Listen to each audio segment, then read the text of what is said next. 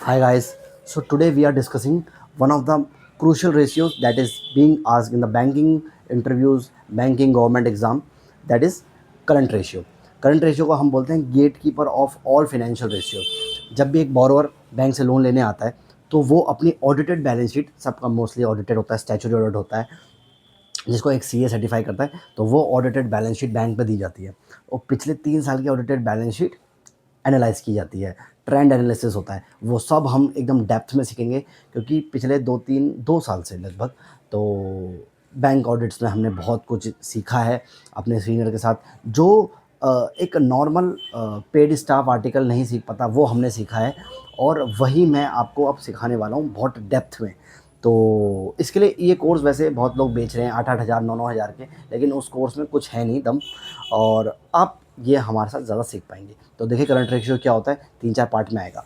Current ratio क्या होता है, अगर बोरोर के पास इतनी मनी है, इतनी लिक्विड मनी है कि वो अपनी short term obligation that is called as current liability, short term obligation को मीट कर पाएगा या नहीं कर पाएगा, that is being analysed by the bank. और बैंक कौन करता है, बैंक में एक डिपार्टमेंट होता है that is called as credit department. तो क्रेडिट करता है अप्रेजल, क्रेडिट करता है सैंक्शन। तो appraising authority and sanctioning authority is the credit department of the bank.